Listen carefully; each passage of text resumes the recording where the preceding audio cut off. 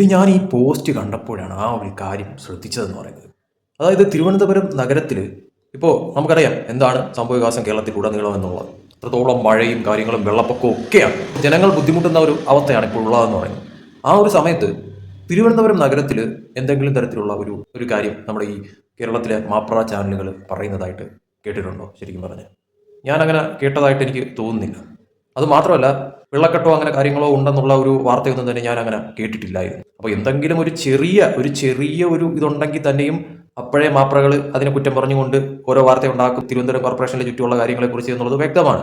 ഇതിന് മുന്നും ഉണ്ടായിട്ടുണ്ട്. അവിടെ എന്തോ ഒരു ഇതുണ്ടായി എന്ന് പറഞ്ഞുകൊണ്ട് ആറ്റുകാൽ പൊങ്കാലയുടെ കാര്യത്തിൽ വെള്ളത്തിന്റെ ഇത് അങ്ങനെയൊക്കെ ഒരുപാട് കാര്യങ്ങൾ ഉണ്ടായിട്ടുണ്ട്. പക്ഷെ ഇത്രയും മഴകൾ പെയ്തിട്ടും ഈ മാപ്രകൾക്ക് ഒരു ന്യൂസ് കിട്ടാത്ത തരത്തിലോട്ട് തിരുവനന്തപുരം കോർപ്പറേഷനിൽ ചുറ്റും മാറി എന്നുള്ളതാണ് മനസ്സിലാവുന്ന ഒരു കാര്യം എന്ന് പറയും. അതായത് വെള്ളക്കെട്ടോ കാര്യങ്ങളോ ആ ഒരു തരത്തിൽ ഇത്രയും മഴ പെയ്തിട്ടും ഉണ്ടാവുന്ന തരത്തിലോട്ട് വലിയ പ്രശ്നം ഉണ്ടാവുന്ന തരത്തിലോട്ട് കാര്യങ്ങൾ മാറിയില്ല എന്നുള്ളതാണ് അതിന് അർത്ഥം എന്ന് പറയുന്നത്. തിരുവനന്തപുരത്ത് ഇതിന് മുന്നേയൊക്കെ തന്നെ വെള്ളക്കെട്ടും കാര്യങ്ങളൊക്കെ ഒരുപാട് പ്രശ്നങ്ങളൊക്കെ ഉണ്ടായിട്ടുണ്ടായിരുന്നു. പക്ഷേ ഇപ്പോൾ ഇത്രയും മഴകളൊക്കെ പെയ്തിട്ടും എന്തുകൊണ്ടാണ് ആ ഒരു പ്രശ്നത്തിനൊരു പരിഹാരം ഉണ്ടാവുന്ന തരത്തിലോട്ട് കാര്യങ്ങൾ മാറിയോ എന്നുള്ളതാണ് ഒരു ചോദ്യം എന്ന് പറയുന്നത്. അല്ലെങ്കിൽ വി രാജേഷിനെതിരെ നിൽക്കുന്ന ഇപ്പോൾ BJP ആണ് അവിടെ ഭരിക്കുന്നതെന്ന് പറയുന്നത്. BJPക്ക് എന്തെങ്കിലും ഒരു ചെറിയ ഇതുണ്ടെങ്കിൽ കുറ്റവും കുറവും പറഞ്ഞുകൊണ്ട് മാപ്രകൾ അങ്ങ് ഇതാക്കി വയ്ക്കുന്ന, അതോടൊപ്പം തന്നെ ഇടതുപക്ഷവും വലതുപക്ഷവും ഒക്കെ തന്നെ ആ ഒരു തരത്തിൽ BJPയുടെ തലയിലങ്ങ് ഇട്ടുകൊടുക്കാൻ നോക്കുന്ന ഈ സന്ദർഭത്തിൽ പോലും തിരുവനന്തപുരം കോർപ്പറേഷന്റെ ചുറ്റും വേറൊരു തരത്തിലുള്ള വിഷയമുള്ളതായിട്ട് ആരും പറയുന്നില്ല. അപ്പോൾ ഈ വെള്ളക്കെട്ടും കാര്യങ്ങളൊക്കെ തന്നെ പരിഹാരമാകുന്ന തരത്തിലോട്ട് കാര്യങ്ങൾ മാറിയോ അവിടെ?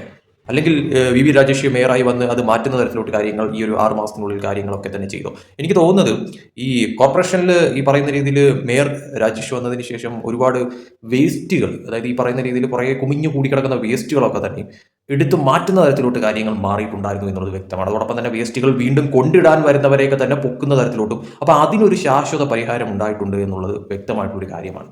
അപ്പോൾ അത് ശരിക്കും പറഞ്ഞാൽ ഈ വെള്ളക്കെട്ടുണ്ടാവുന്നതിന് ഒരു പരിഹാരമാവുന്ന തരത്തിലോട്ട് കാര്യങ്ങൾ മാറിയോ എന്നുള്ളതാണ് ഏറ്റവും വലിയൊരു ചോദ്യം എന്ന് പറയുന്നത്. കാരണം ആ ഒരു തരത്തിലുള്ള വേസ്റ്റ് കൂമ്പാരങ്ങൾ നിറഞ്ഞു കിടക്കുന്ന ഒരു അന്തരീക്ഷമാണ് ഈ പറയുന്ന രീതിയിൽ വെള്ളം ഓടയിലൂടെയൊക്കെ തന്നെ വെള്ളം ഒഴുകി പോകാൻ പറ്റാതെ അത് പുറത്തേക്ക് വരുന്ന തരത്തിലോട്ട് കാര്യങ്ങൾ മാറുന്നു. പക്ഷേ ഇവിടെ രാജേഷ് വന്ന ശേഷം പലയിടങ്ങളിലും വൃത്തിയാക്കുന്ന തരത്തിലോട്ട് കാര്യങ്ങൾ മാറിയിട്ടുണ്ട് എന്നുള്ളത് നമ്മൾ വാർത്തകളിലൊക്കെ കണ്ടിട്ടുള്ള ഒരു കാര്യം തന്നെയാണ്. ഈ പറയുന്ന രീതിയിൽ ഓടയിലെ വേസ്റ്റുകൾ കാര്യങ്ങളൊക്കെ തന്നെയും എടുത്തു മാറ്റുന്ന തരത്തിലോട്ടൊക്കെ തന്നെ പല കാര്യങ്ങളും കേട്ടിട്ടുള്ളതാണ്. അപ്പോൾ അതൊക്കെ തന്നെയും ഒരു പരിഹാര മാർഗമാവുന്ന തരത്തിലോട്ട് വെള്ളം ഒഴുകി പോകാനായിട്ടുള്ള ഒരു വഴി ഓടയിലൂടെ ഒരു തടസ്സവും ഇല്ലാതെ പോകുന്ന തരത്തിലോട്ട് കാര്യങ്ങൾ മാറ്റി എന്ന് വേണം ഈ ഒരു സാഹചര്യത്തിൽ കരുതാനായിട്ട്.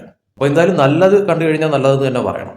അതിനിയിപ്പോൾ എന്ത് തന്നെ ആയാലും മാപ്രകൾക്കോ അല്ലെങ്കിൽ ഇടതുപക്ഷത്തിനോ വലതുപക്ഷത്തിനോ ഒരു കുറ്റവും തിരുവനന്തപുരത്തെക്കുറിച്ച് പറയാനില്ലെങ്കിൽ, തിരുവനന്തപുരം കോർപ്പറേഷന്റെ ചുറ്റുപാടുമുള്ള കാര്യങ്ങളെക്കുറിച്ച് പറയാനില്ലെങ്കിൽ അത് രാജേഷിന്റെ മിടുക്ക് തന്നെ ആയിരിക്കും എന്ന കാര്യത്തിൽ സംശയമില്ല. അതിൽ ഏറ്റവും പ്രധാനപ്പെട്ട ഒരു കാര്യം ആ വേസ്റ്റുകളുടെ കാര്യത്തിൽ ഒരു തീരുമാനം ഉണ്ടാക്കിയത് എന്തുകൊണ്ടും വളരെ നല്ലതായിരുന്നു എന്നുള്ളതാണ് ഇതിൽ നിന്ന് മനസ്സിലാവുന്ന കാര്യം എന്ന് പറയുന്നത്. ഇത് മാത്രമല്ല, ഇനിയും ഒരുപാട് കാര്യങ്ങൾ അവിടെ ചെയ്യാനായിട്ട് ഉണ്ട്. അത് മാത്രമല്ല, ഒരു കംപ്ലീറ്റ് സൊല്യൂഷൻ, അതായത് ഈ വെള്ളക്കെട്ടിനായാലും എന്ത് കാര്യത്തിനായാലും ഒരു കംപ്ലീറ്റ് സൊല്യൂഷൻ അത് ഒത്തൊരുമിച്ച് നിന്ന് ചെയ്യേണ്ട ഒരു കാര്യമാണ്. അല്ലാതെ ഇപ്പോൾ ഒരു ഭരണസമിതി അത് ചെയ്യാൻ ഇറങ്ങുമ്പോഴത്തേക്കും അതിനെ തടസ്സപ്പെടുത്താൻ നിൽക്കുന്ന തരത്തിൽ പല കാര്യങ്ങളും കൊണ്ടുവന്ന് അതിനെ തടയിടാൻ നിൽക്കുകയല്ല വേണ്ടത്.